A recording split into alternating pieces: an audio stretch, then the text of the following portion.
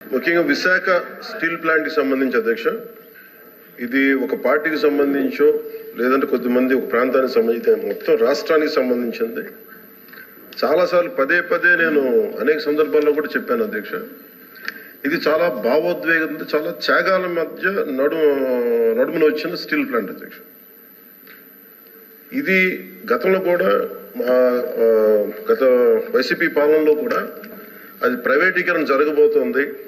ఆ రోజున మన మంత్రి గారు చెప్తున్నాడు, అచ్చెన్నాయుడు గారు చెప్తున్నాడు, ఎందుకు ఆ రోజు ధర్నా చేశారు, వీళ్ళందరూ ఎందుకు వచ్చారంటే దానికి ఆ సమయంలో జరిగింది ఏంటంటే కొంతమంది కార్మిక సంఘాల నాయకులు కూడా ఎయిర్పోర్ట్కి వెళ్ళి అప్పుడు ముఖ్యమంత్రి గారు చెప్పిన మాటలు ఏంటంటే మేము దీన్ని కొంత భూమిని అమ్మేస్తాం మీకు ఇస్తామని చెప్తే అది నిర్వీర్యం చేయడానికి వాళ్ళు ప్రయత్నం చేస్తే మేమందరం అడ్డుకున్నాం అధ్యక్ష, మా అందరితో సహా.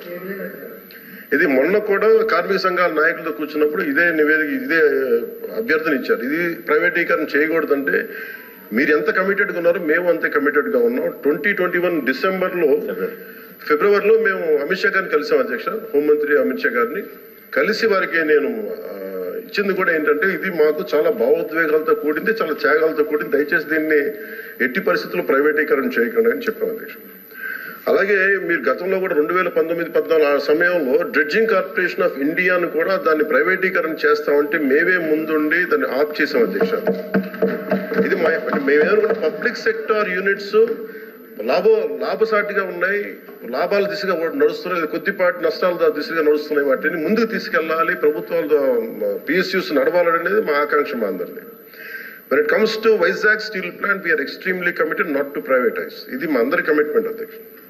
అలాగే దీనికి ఇందాక మంత్రి గారు చెప్తున్నట్టుగా దీన్ని రన్ చేసే ఇష్యూస్ లో చాలా లోపాలు ఉన్నాయి అధ్యక్ష. దాన్ని స్కిల్ని ఎన్హాన్స్ చేసుకోవాలి, దాన్ని కొంత పెట్టుబడి కావాలి, దానికి కొంత క్యాప్టివ్ మైండ్స్ కావాలి, లాట్ ఆఫ్ ఛాలెంజెస్ ఉన్నాయి. ప్రతిసారి నేను కార్మిక సంఘాలతో కూడా ప్రత్యేకించి ఈ మధ్యన ఒక 4 రోజుల క్రితం కూడా మాట్లాడడం జరిగింది అధ్యక్ష. వాళ్ళు కూర్చోబెట్టి దానికి సంబంధించి మీరు ఒక సమగ్రమైన ఒక కార్యాచరణ ఇవ్వండి మాకు, మీరు వస్తే నేను కేంద్ర ప్రభుత్వం నేను ప్రత్యేకించి నేను కూడా నాకు సంబంధించి నేను కూడా తీసుకెళ్తాను తెలియజేసిన అధ్యక్ష. So we are extremely committed not to private this. I hope you're all satisfied.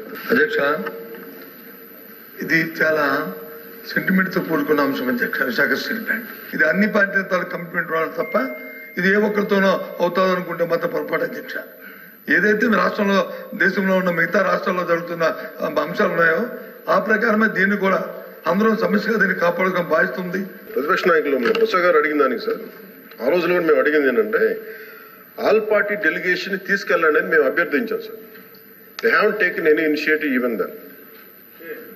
We are real ఆ రోజు నుంచి కూడా ఈ రోజు మేము ఒకటే కమిట్మెంట్తో మాట్లాడుతున్నాం, కానీ ఆ రోజున మేము అభ్యర్థించాం అధ్యక్ష. ఆల్ పార్టీ మీరు చేయండి మేము తీసుకెళ్తాం, మేము అందరం వస్తామని మాట్లాడాం అధ్యక్ష. Maybe they didn't consider it sir అధ్యక్ష. So we want to bring it to that.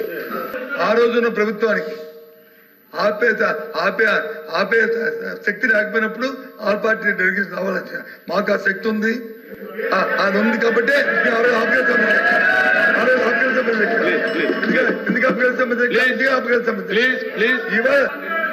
ఆ రోజు కనుక నిజంగా మనసు త్రికరణ శుద్ధిగా వారు కనుక ఆపండి ఉంటే అసలు ఈ రోజు ఈ ప్రశ్న ఉత్పన్నం అయ్యింది.